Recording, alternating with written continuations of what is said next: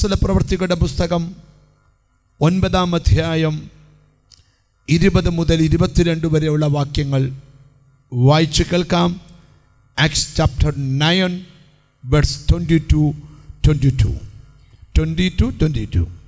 യേശു തന്നെ ദൈവപുത്രൻ എന്ന പള്ളികളിൽ പ്രസംഗിച്ചു. കേട്ടവർ എല്ലാവരും വിസ്മയിച്ചു.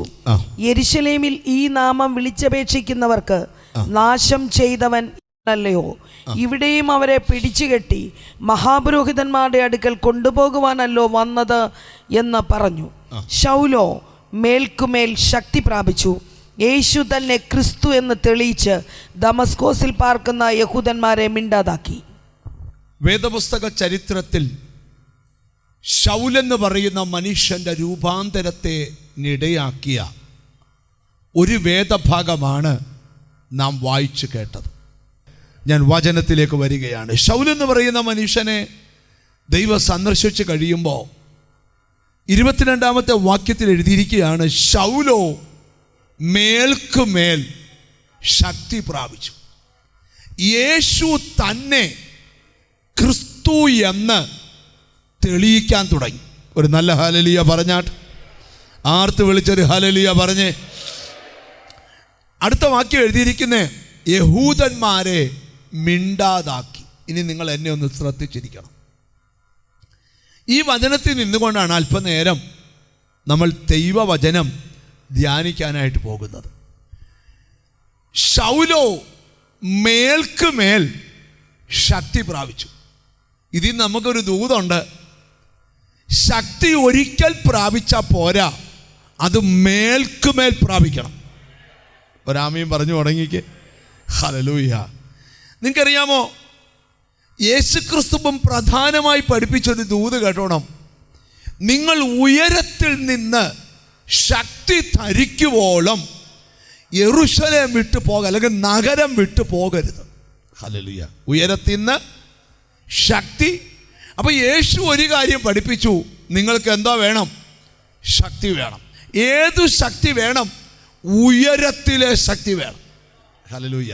അപ്പം നാം പാർക്കുന്ന ഈ ഭൂമിയിൽ നമ്മളോട് എതിർക്കുന്ന ശക്തിയെ തിരിച്ചെതിർക്കാൻ നമ്മുടെ ശക്തി കൊണ്ട് കഴിയത്തില്ല, ഉയരത്തിൽ നിന്ന് പ്രാപിക്കുന്ന ശക്തി കൊണ്ട് കഴിയും.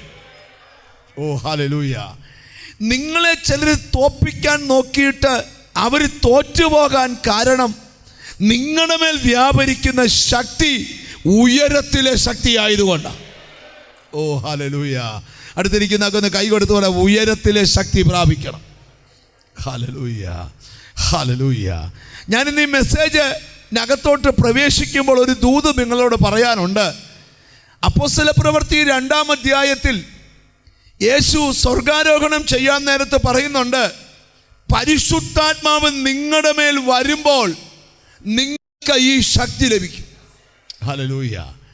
എഫെസ്യ ലേഖനത്തിൽ പൗലോസ് വീണ്ടും പഠിപ്പിച്ചു, വിശ്വസിക്കുന്നവരിൽ ഈ ശക്തി വ്യാപരിച്ചു കൊണ്ടിരിക്കും. Glory to God. അപ്പം നിങ്ങൾ ഉയരത്തിലെ ശക്തി പ്രാപിക്കണം. തീർന്നില്ല, ആ ശക്തി നിന്റെ ലൈഫിൽ വ്യാപരിച്ചു കൊണ്ടിരിക്കണം. അതിൻ്റെ കാരണം നിന്നെ വെല്ലുവിളിക്കുന്നവൻ ഈ ദിവസങ്ങളിൽ മിണ്ടാതാകാൻ പോവുക. അതാ ഈ സഭയോടുള്ള ദൂത്. എന്നോട് ദൈവം പറയുന്നത്, ചിലരുടെ വായ അടയാൻ പോകുകയാ. നിനക്കെതിരെ ശബ്ദിക്കുന്ന ചില ശബ്ദങ്ങൾ നിശ്ചലമാകാൻ പോകുന്നു. കാരണം നീ പ്രാപിക്കുന്നത് ഉയരത്തിലെ ശക്തിയാണ്. ഓ ഹല്ലേലൂയ. പൗലോസ് ഒരു പ്രത്യേകത, ഒരിക്കൽ പ്രാപിച്ച ശക്തി ഉണ്ടെന്നും പറഞ്ഞിരിക്കുവല്ല, മേൽക്കുമേൽ ശക്തി പ്രാപിക്കുക. അപ്പോൾ ഓരോ ദിവസവും ദൈവമക്കൾ എന്ത് പ്രാപിക്കണം? ഒന്ന് പറഞ്ഞ് എന്താ പ്രാപിക്കണം? ശക്തി പ്രാപിക്കണം. അടുത്തിരിക്കുന്ന ആളത്തോട്ട് ഈ ശക്തി പോരാന്ന് പറ. ഈ ശക്തി പോരാ. നിങ്ങൾ എന്നെ ഒന്ന് ശ്രദ്ധിക്കണം. ശക്തി എന്ന് ഉദ്ദേശിക്കുന്നത് ഇവിടെ കിടന്ന് നൃത്തം ചെയ്യുന്നതല്ല, അടുത്തിരിക്കുന്ന ആളെ ദേഹത്ത് ഇടിക്കുന്നതല്ല, കസേര മറിക്കുന്നത്. അതൊക്കെ ശക്തിയുടെ ഭാഗങ്ങളായിരിക്കാം. ശക്തി എന്ന് പറയുന്നത് നീ ഒരു സ്ഥലത്ത് കാലുകുത്തിയാൽ മറ്റെല്ലാ ശക്തിയും നിശ്ചലമാകും. Glory to God. 850 കള്ളപ്രവാചകന്മാർ ഒരു മലയിൽ നിൽക്കുക. ഏലിയാവെന്ന് പറഞ്ഞ ഒരുത്തൻ പറയുക, വിളിച്ചിറക്കാൻ പറ്റുമെങ്കിൽ വിളിച്ചിറക്കണ, നീ വിളിച്ച ഇറങ്ങുകയല്ല. അവൻ ഇറങ്ങാൻ വയ്യാത്ത ശക്തി ധരിച്ച. മനസ്സിലായി തുടങ്ങുന്നുണ്ടോ? ഹല്ലേലൂയ. ബൈബിളിൽ ദൈവമക്കൾക്ക് തരുന്ന ഏറ്റവും ശക്തിയുള്ളൊരു വചനം കേട്ടോണം. നിനക്ക് വിരോധമായി വരുന്ന യാതൊരായുധവും ഫലിക്കത്തില്ല. ഒരാമീൻ പറയണം. ആയുധത്തിന് ശക്തിയുണ്ട്, പക്ഷെ നിന്റെ മേൽ വ്യാപരിക്കുന്ന ശക്തിയുടെ മുമ്പിൽ അത് ഫലിക്കത്തില്ല. കാരണം നിന്റെ ശക്തി ഇവിടുത്തെ ശക്തിയല്ല, ഉയരത്തിലെ ശക്തിയാ. മനസ്സിലായവർക്കായി ദൈവത്തിന് സ്തോത്രം ചെയ്യുക. എന്തോ ശക്തിയാണ്? ഉയരത്തിലെ ശക്തിയാണ്. അതുകൊണ്ടാണ് നിന്നെ ആര് ബന്ധിക്കാൻ നോക്കിയാലും ബന്ധിക്കാൻ നോക്കുന്നവൻ ബന്ധിക്കപ്പെടും.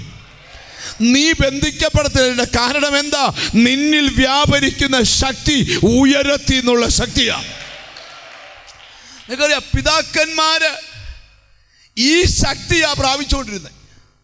നിങ്ങളും ഈ ശക്തി നാൾക്ക് നാൾ പുതുക്കി പ്രാപിക്കണം. എത്ര പേരതിന് ആമീൻ പറയും? ഞാൻ ഇതൊന്ന് മനസ്സിലാക്കി തരട്ടെ. പൗലോസിൻ്റെ ഇതര ലേഖനങ്ങൾ നമ്മൾ പഠിക്കുമ്പോൾ പൗലോസ് ലേഖനത്തിനകത്ത് കുറിച്ചിരിക്കുന്ന ഒരു പദം, തിമോഥെയോസിലെ 1-ാം ലേഖനത്തിൽ 1-ാം അധ്യായത്തിലെ 12-ാമത്തെ വാക്യത്തെ സുപരിചിതമാക്കുമ്പോൾ, എനിക്ക് ശക്തി നൽകിയ ക്രിസ്തു യേശു എന്ന നമ്മുടെ കർത്താവ് എന്നെ വിശ്വസ്തനെന്നെണ്ണി ശുശ്രൂഷയ്ക്ക് ആക്കിയത് കൊണ്ട് ഞാൻ അവനെ സ്തുതിക്കുന്നു. പൗലോസ് പറയും, എനിക്ക് ഒന്ന് വായിച്ചു കേൾപ്പിക്കാമോ? എനിക്ക് ശക്തി നൽകിയ ക്രിസ്തു യേശു എന്ന നമ്മുടെ പൗലോസ് പറയും, ഇത് എൻ്റെ ശക്തിയല്ല, എനിക്കൊരാൾക്ക് നൽകിയ ശക്തിയാ. ഒരാമയും വരുന്നില്ല. നിന്നെ തോപ്പിക്കാൻ പലരും ശ്രമിക്കുമ്പോഴും നീ തോക്കാത്തത് നീ മിടുക്കനായോണ്ടല്ല, നിന്റെ പേരിൽ ശക്തിയുള്ളത് കൊണ്ടാണ്. ഞാൻ ഇനി പറയാൻ പോകുന്ന ദൂതിലോട്ട് വരും. എന്നോട് ദൈവം പറയുന്നുണ്ട്, ഈ ദിവസങ്ങളിൽ ചിലത് മിണ്ടാതാകും. എത്ര പേർക്ക് ആമയും പറയാൻ പറ്റും? നീ ക്രിസ്തുവിനെ തെളിയിച്ചുകൊണ്ടിരിക്കണം. ചിലതൊക്കെ നിന്റെ മുമ്പിൽ മിണ്ടാതാകാൻ പോകുകയാണ്. സ്തോത്രം. വാക്യത്തിലോട്ട് നമുക്ക് വരാം. വാക്യ സത്യ, എനിക്ക് ശക്തി നൽകിയ ക്രിസ്തു യേശു എന്ന നമ്മുടെ കർത്താവ് എന്നെ പൗലോസ് പറയുകയാണ്, ഇത് ആര് നൽകിയ ശക്തിയാ? ദൈവം എനിക്ക് നൽകിയ ശക്തിയാ. ഹല്ലേലൂയ. അപ്പം ദൈവമക്കൾ വിശ്വസിക്കേണ്ട ഒരു കാര്യമുണ്ട്, നിങ്ങളിൽ ഒരു ശക്തി ദൈവം വെച്ചിട്ടുണ്ട്. ഹല്ലേലൂയ. പൗലോസ് ഫിലിപ്പിയ സഭയോട് പറയുന്നുണ്ട്, എന്നെ ശക്തനാക്കുന്നവൻ മുഖാന്തരം ഞാൻ സകലത്തിലും. ഓ ഹല്ലേലൂയ. നിങ്ങൾ കണ്ടിട്ടുണ്ടോ, ഈ ചില രാത്രി നമുക്ക് തോന്നും നാളെ നേരം വെളുക്കുമ്പോൾ എല്ലാം പരാജയമായിരിക്കും. പക്ഷെ രാവിലെ എഴുന്നേറ്റ് വരുമ്പം വേറൊരു മൂടാ. അതിൻ്റെ കാരണം എന്താ പറയാ? ആ രാത്രി സ്വപ്നത്തിലോ ദർശനത്തിലോ രാവിലത്തെ പ്രാർത്ഥനയിലോ അവൻ്റെ മേലൊരു ശക്തി പകരാൻ തുടങ്ങി. ഒരാമയും പറഞ്ഞു തുടങ്ങണം. എനിക്കറിയാം, ഈ യോഗം തീരുന്നതിന് മുമ്പ് പ്രാർത്ഥിക്കുന്നവർ പറയണം, ഇന്നലകളുടെ പരാജയം മാറിയത് ഈ ശക്തിയുടെ മുമ്പിലാണ്. ഓ ഹല്ലേലൂയ. അപ്പം നമുക്ക് എന്നെ ശക്തനാക്കുന്നവൻ മുഖാന്തരം. ഹല്ലേലൂയ. ഈ 2 കൊരിന്ത്യർക്ക് എഴുതിയ ലേഖനം ഒന്നെടുത്തേ, 12-ാം അധ്യായം ഒന്നെടുത്തേ. 9-ാമത്തെ വാക്യം പൗലോസ് പഠിപ്പിക്കുക കേട്ടോ.